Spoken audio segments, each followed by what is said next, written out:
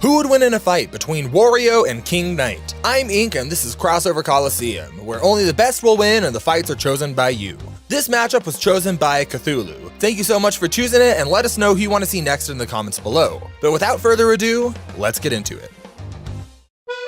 The world of the Mushroom Kingdom hardly needs any introduction. It's full of some of the most memorable maps and music in the history of gaming, but one place where it truly shines is in its legendary cast of characters. But among the green dinosaurs and space goddesses, one of the residents that stands out above the rest is Mario's self-proclaimed rival, Wario. Here we go! Wario first appeared in Mario Land 2 as a greedy thief set on stealing a castle all for his own. Ambitious, no doubt, but personally, if I was gonna steal a castle from somebody, I wouldn't choose the guy known for beating up dragons and whose idea of a party is a lot more like a Saw movie than anything else. But to Wario, Koopa-stomping plumbers weren't gonna stand in the way between him and what he wants most in this world. Lots and lots of money. You could say that Wario is something of a born entrepreneur, looking to make money wherever he goes, which even as an infant he did by getting a free ride from Yoshi and waving around a giant magnet to pick up loose change. And this natural-born fixation with wealth would continue well into adulthood for our greedy friend.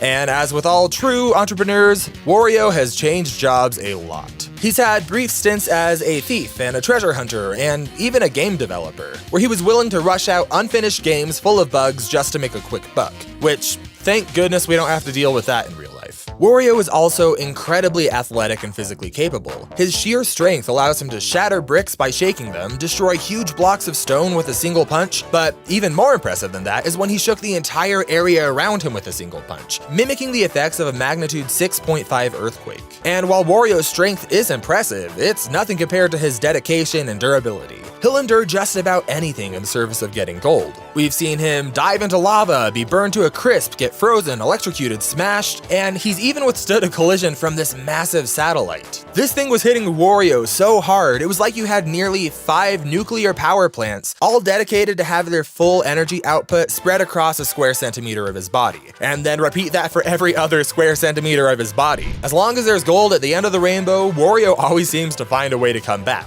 With his ever-changing jobs and adaptable nature, Wario has been able to unlock multiple different forms, including fire, ice, and thinness. Really though, over the years of searching for treasure, he's gotten into some serious trouble, but thanks to his adaptability of his body reacting to whatever situation he's in, he's been able to survive every time. When climbing through ice caves and getting pelted with ice, Wario adapted. He became Frozen Wario. While in a volcano, he adapted. He chose to become Flaming Wario.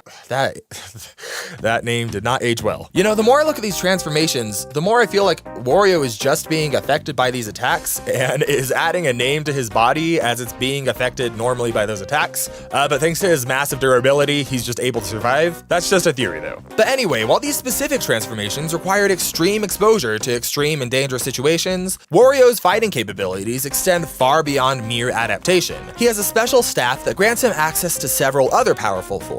Yearning for adventure and of course more gold, Wario's used these forms to set his sights on bigger things and tried new professions with new tools at his disposal. He can become a spaceman with a laser gun, a pirate with a submarine, or a pharmacist that punches people, called Genius Wario.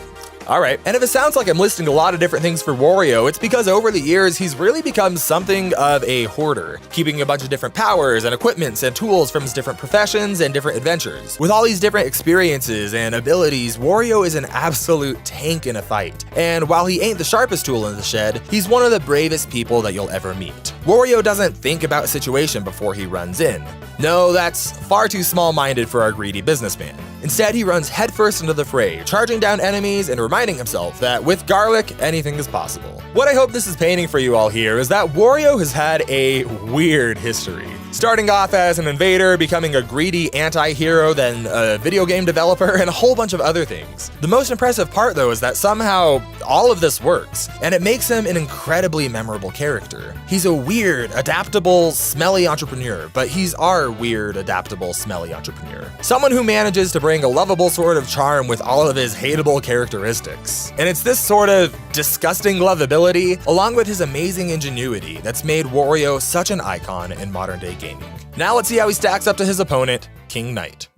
Kings can come from many places. Some pull a sword out of a stone, some are born into the role, and others take it by force. Enter the world of the Valley, where an enchantress was seeking out the most capable and skilled warriors in the land to aid her cause. From mad alchemists to undead reapers to the focus of today's video, King Knight. This proud, cocky, self-proclaimed king of rats in his faraway land of his mother's basement had a dream. He would look out the window of his childhood home and see the people working the land and the rats running through it and thought, yeah, I could totally be king of this place. And his mother was supportive of her little pumpkin pauldron prince and stood by his side as King Knight endeavored to become king over all the land, which involved killing, pillaging, and overthrowing the current monarchy. Good job, Mom. But just like anyone rising to power, King Knight needed a starting point. And after looking through different ways that he could become king, one title in particular caught his eye: King of Cards. One could win this title by becoming the champion of the card game Joustus, a simple game that required pushing, pulling, and cheating your way to the top, which honestly sounds like incredibly relevant practice for somebody looking to take political office. So he began to travel the land in an effort to grow his territory and become the Joustus champion, challenging anybody that he possibly could to a game of cards to gain enough practice to eventually topple the 3 Joustus judges, sitting between him and his throne. But Joustus aside, King Knight's journey wasn't all fun and games. He found his life in peril numerous times, from ghosts to flying jellyfishes to skeletons and even frogs, which is giving me flashbacks to Don't Starve Together. But King Knight, never one to back down from his goals, was not dismayed. He faced his new enemies head on with nothing but his shoulder and a killer pirouette to defend himself. King Knight charged forth at his enemies with shoulder bashes, spinning around with parkour and destroying almost everything in his path. On the rare occasion that King Knight needed a little extra help, he had his remarkable items called heirlooms by his side, which he was able to buy from powerful NPCs in his world. After purchasing one, King Knight had to prove himself as being capable of wielding them effectively by completing a challenge level using nothing but the heirloom. Afterward, King Knight would show off his impressive proficiency for diplomacy by convincing every one of those NPCs to join his retinue and serve him. And he's met some real, colorful characters along the way. For example, the traitorous servant to the past king, Traitorous, gives King Knight the turncoat ability that allows him to turn any projectile into an energy-based attack and return it to sender. You know, if the last king knowingly hired somebody named Traitorous and then got betrayed, that's kind of on him. But these heirlooms extend far beyond just his coat. He's also met an enthusiastic evangelist for a giant applefish that gives him the bubble frog ability, allowing him to float through the air. His Scepter of Swiftness allows him to dash so quickly that he glides over water, and his Scorching Saber is a fire sword that can launch waves of flames toward his enemies. Despite King Knight's title of king being mostly self-imposed, King Knight did eventually find loyal subjects, who supported him and followed him on his journey as well. He was able to convince several different legitimate kings to join his quest, and he managed to attract attention everywhere he went, slowly gaining more and more support for his royal ambitions. And really, what good is a king without loyal subjects, especially useful ones? For example, King Knight can summon forth some of his faithful griffin subjects to attack, or bring forth healers to patch him up in a battle. But even after he gained somewhat of a following, King Knight never truly forgot about his original subjects, the rats. He frequently summons his rats to pick him up, fly him around, or bomb his enemies for him, giving their life so that their king might live. Subjects aside though, King Knight found himself a new power along his journey as well. When all seemed lost, he found that all he really needed was a good, nice, cathartic cry.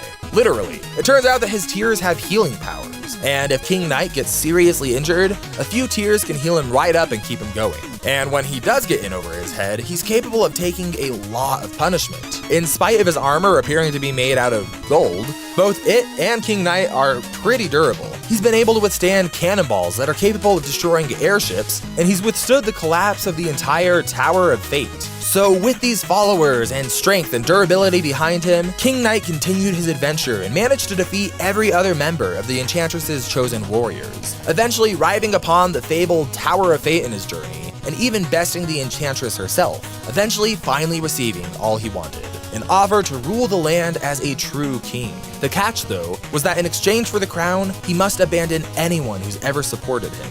And as King Knight looked at the potential of being king versus the friends that he made along the way, he realized what was really important to him all along: being king. Yeah, he totally lived up to the reputation of his old pal Traitorous and totally took up the offer to become king. And in the end, he got all that he ever aspired to be. But he was lonely and left by himself to bask in his glory. All of his friends, all of his subjects, and even his own mother had totally lost respect for him and left him by himself to wait for anybody bold enough to challenge his throne. But with that said, it's time for our fight. If you'd like to see some early works in progress and help keep our series alive, consider checking out Patreon or YouTube membership. Each video takes us hundreds of hours to make as a team, and ad revenue is hard to sustain on a series that takes so long to create, so your support really helps keep us going. With that in place though, let's take a look at our fight and see who will take the crown in this round of Crossover Colosseum.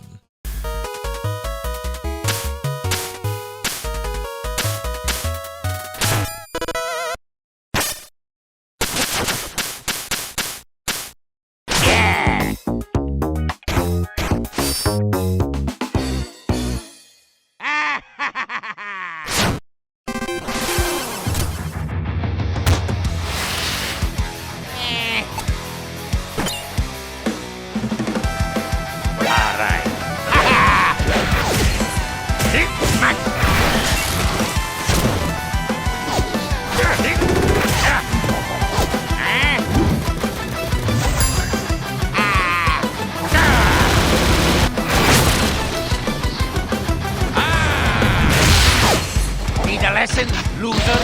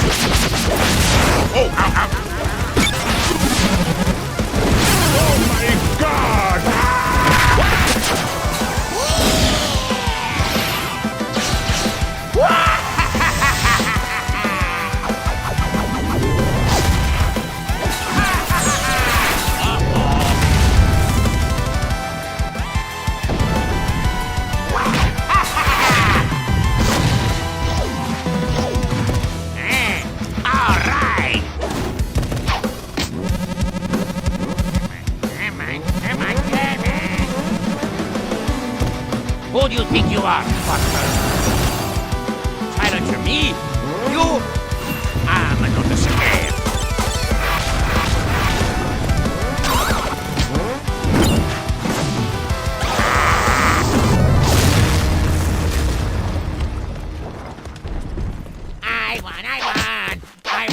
I won! And there you go! This fight was a battle of greed in more ways than one. Not only would Wario want to take all of King Knight's money for himself, but he also seemed to be hoarding all the best stats for himself. Taking a look at their best offensive and defensive feats side by side really shows that there's just nothing that King Knight could have done. He did have a sizable speed advantage, but that was really about it. And that singular advantage really didn't mean too much with how outclassed he was here. He may have been able to land a few attacks on Wario, but it just wasn't anywhere near where it would have needed to be meaningful to hurt him. And this is only compounded when looking at the huge arsenal that Wario has access to. It's just chock full of things that King Knight has never really had to deal with. At the end of the day, Wario had his choice of a bunch of different ways that he would be able to take the throne from King Knight, but King Knight was basically left with not a single win condition. Wario is the winner, and we'll be moving on to the next round of Crossover Colosseum. Hey, editing ink here. You can tell from all the energy in my eyes and my computer screen that I've been editing. I said the wrong outro. Wario does win, but he's not moving on to the next round because this is not a tournament. This is not Smash Bracket. So there's nothing to move on to. So yeah, Wario wins. Also, we don't have a next time on Crossover Colosseum trailer because I don't know what it's gonna be.